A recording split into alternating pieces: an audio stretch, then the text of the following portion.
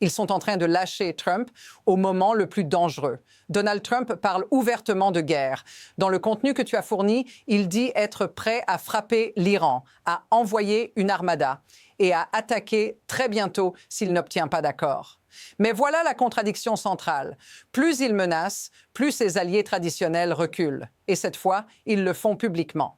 L'Arabie saoudite et les Émirats arabes unis disent clairement qu'ils ne laisseront pas les États-Unis utiliser leur espace aérien pour attaquer l'Iran. Pas en privé, pas en coulisses, à voix haute. Pourquoi ça te concerne, toi? Parce qu'une guerre sans alliés n'est pas une démonstration de force. C'est un pari risqué qui peut faire exploser l'économie, l'énergie, la sécurité mondiale et ton quotidien avec.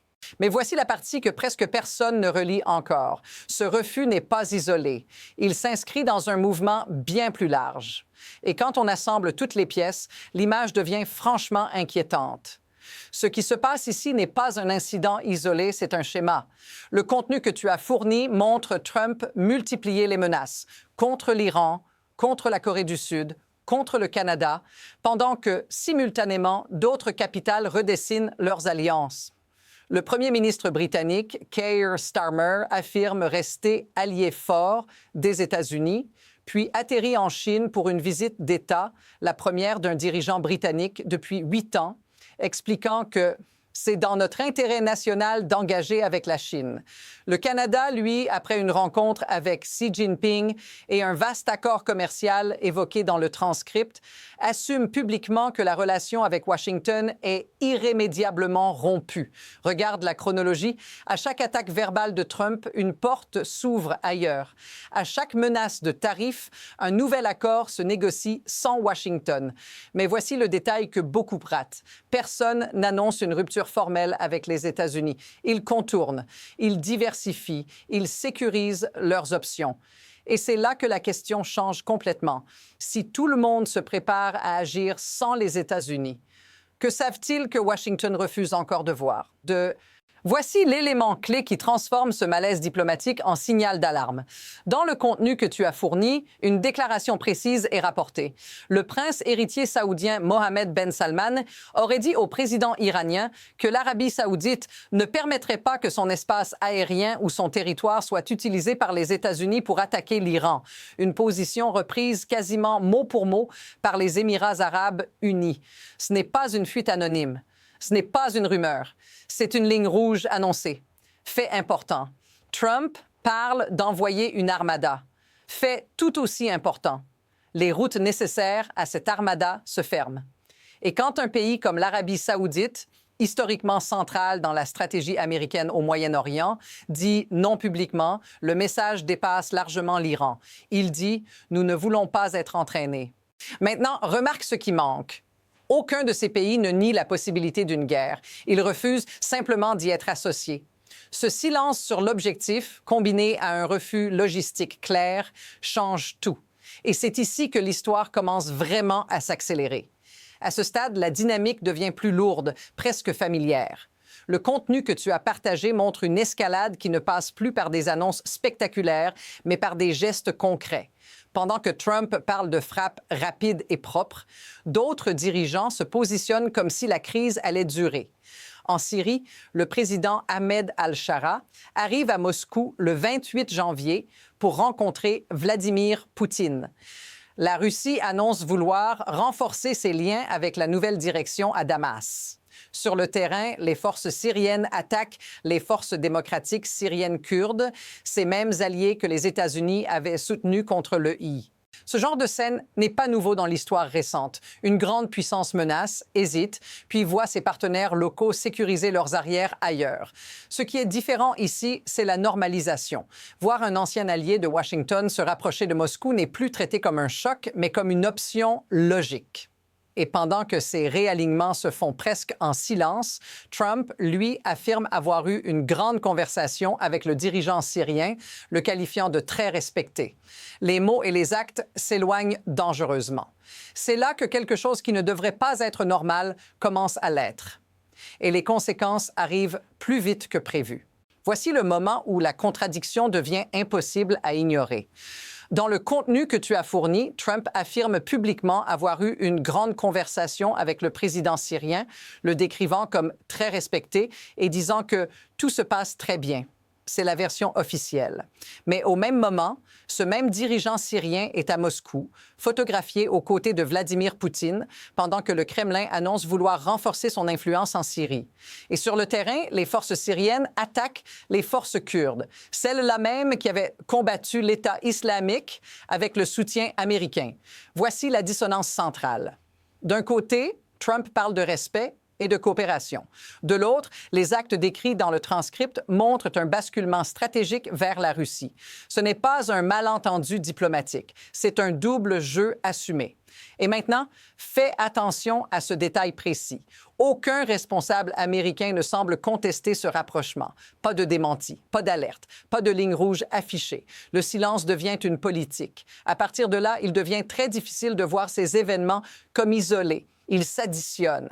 Et ensemble, ils changent définitivement la lecture de la situation.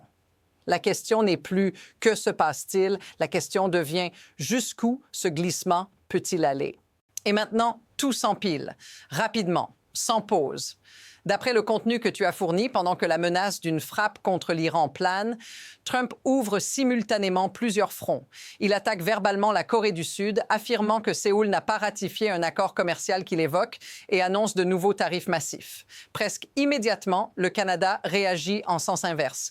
Son premier ministre parle de renforcer les liens avec la Corée du Sud, d'attirer sa production automobile au Canada et même de coopérer sur le plan militaire et industriel.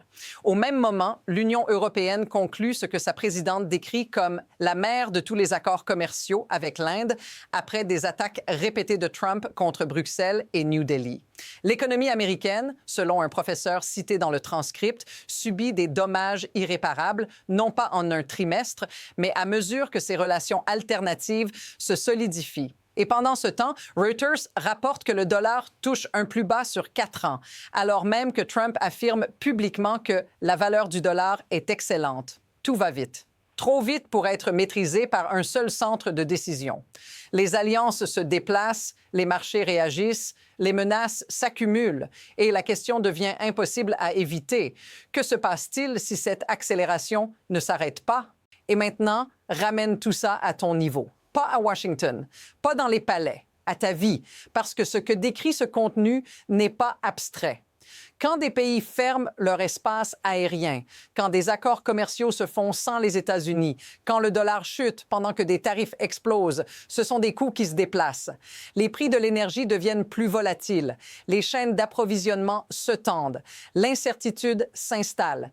Le transcript évoque des alliances économiques qui se reforment ailleurs, pendant que Washington menace. Pour toi, ça peut vouloir dire des emplois déplacés, des produits plus chers, des marchés moins stables. Pas demain dans 10 ans, maintenant. Et si un conflit éclate au Moyen-Orient sans coalition solide, ce sont les marchés mondiaux qui réagissent en premier, bien avant les communiqués officiels. Ce n'est pas une question d'idéologie, c'est une question de conséquences. Quand la diplomatie devient imprévisible, ce sont toujours les gens ordinaires qui encaissent les secousses. Si cette impression te semble familière, dis-le dans les commentaires, parce que ce sentiment n'apparaît pas par hasard. Et justement, ce malaise collectif révèle quelque chose de beaucoup plus profond sur la façon dont le système fonctionne réellement. Ce que tout cela révèle, au-delà des noms et des crises, c'est un mécanisme. Le contenu que tu as fourni montre un même schéma se répéter. La menace comme outil principal, utilisé à la place de la prévisibilité. Trump annonce des frappes, des tarifs, des sanctions et parie sur l'idée que la peur forcera l'alignement. Mais dans un système mondialisé, cette logique produit souvent l'effet inverse. Les États, les marchés, les alliances cherchent avant tout à réduire le risque. Fait observable dans ce transcript, quand Washington devient imprévisible, les autres acteurs sécurisent leurs options ailleurs. Ils signent des accords parallèles, ouvrent de nouveaux consulats, déplacent des investissements, renforcent des liens militaires alternatifs. Ce n'est pas idéologique, C'est incitatif. Personne ne veut dépendre d'un partenaire capable de changer de position du jour au lendemain. L'insight dérangeant, c'est celui-ci. La puissance ne disparaît pas d'un coup. Elle se dilue, elle se fragmente et souvent, quand on s'en rend compte, le centre de gravité a déjà bougé. Ce n'est pas un effondrement spectaculaire, c'est un glissement silencieux. Et une fois que ce glissement est engagé, la trajectoire devient très difficile à inverser. À partir d'ici, deux trajectoires se dessinent et le contenu que tu as partagé les rend toutes les deux crédibles. Première possibilité, Trump va jusqu'au bout. Il ordonne des frappes contre l'Iran en pensant qu'elles seront rapides et propres. Mais un conseiller politique du guide suprême iranien est cité disant qu'une frappe limitée est une illusion et que toute action américaine serait considérée comme le début de la guerre avec une réponse immédiate, totale et sans précédent. Dans ce scénario, même sans utiliser leur espace aérien, les alliés régionaux sont entraînés par les conséquences. Les marchés paniquent, les lignes rouges disparaissent. Deuxième possibilité, la guerre n'a pas lieu, mais le mal est déjà fait. Les pays continuent d'agir comme si elles pouvaient éclater à tout moment. Le Canada renforce sa présence au Groenland. Le Danemark envoie plus de troupes. L'Europe investit davantage en Chine. Des voix s'élèvent même pour boycotter des événements mondiaux liés aux États-Unis. Le monde se réorganise, lentement mais sûrement, autour d'un axe moins centré sur Washington. Dans les deux cas, un point commun, l'inertie. Une fois ce mouvement enclenché, il continue même sans bombe. Et le plus troublant, c'est que la prochaine décision semble déjà se préparer ailleurs. Voilà l'idée centrale qui relie tout ce que tu viens d'entendre. Ce n'est pas simplement une histoire de Trump, ni même une histoire de guerre imminente. C'est l'histoire de ce qui arrive quand la menace devient une habitude. Le contenu que tu as fourni montre un monde qui ne s'oppose pas frontalement aux États-Unis, mais qui apprend à fonctionner sans eux. Les refus d'espace aérien, les visites à Pékin, les accords commerciaux alternatifs, les déploiements discrets au Groenland. Pris séparément, ce sont des détails. Ensemble, ils racontent une réécriture de l'ordre mondial. La phrase qui résume tout tient en une ligne. Le pouvoir ne disparaît pas quand on crie trop fort. Il se déplace pendant que personne ne regarde.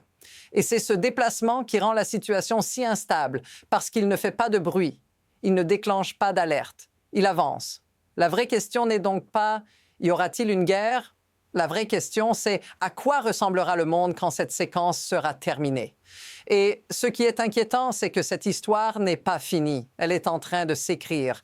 Et la prochaine couche est encore plus profonde. Si tu veux continuer à comprendre ce qui se joue vraiment, abonne-toi. On va suivre ça de très près.